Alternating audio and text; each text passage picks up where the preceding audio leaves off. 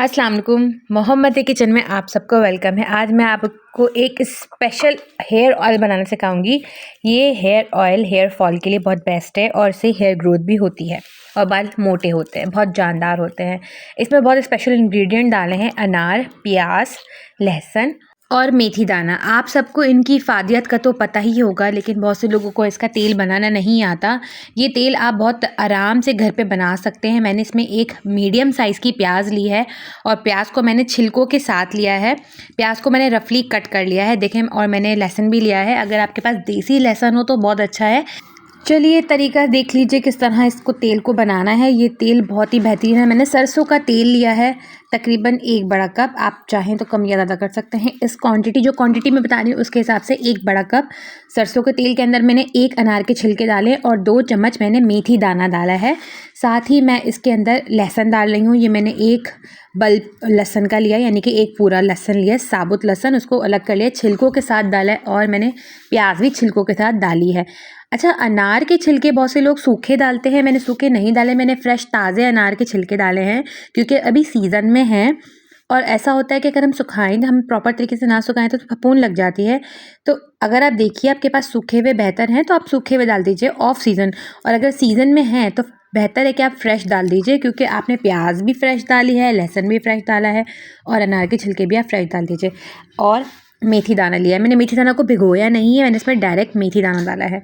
आप इसको बिल्कुल लो फ्लेम के अंदर स्लो इसको पकाइए। हमें इस सबको जलाना नहीं है कि फ़ौरन से तेल जल जाए, हमें स्लो इसको पकाना है। इसे गोल्डन ब्राउन करना है अच्छे से।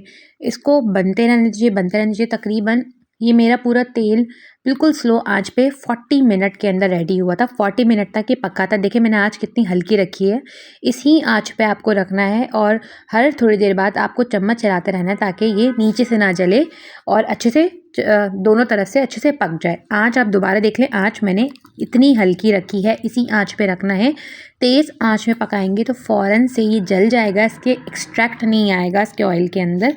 हमें इसका एक्सट्रैक्ट चाहिए। एक्सट्रैक्ट के लिए इसे हल्की आँच पे पकाना है। हर थोड़ी देर बाद इसको आप चम्मच चलाते रहें। जैसा कि आपको पता है कि जो ऑनियन होती है, प्याज होती है, हेयर ग्रोथ के लिए बहुत अच्छी होती है। उससे बेबी हेयर्स भी निकलते हैं और हेयर अच्छे होते हैं।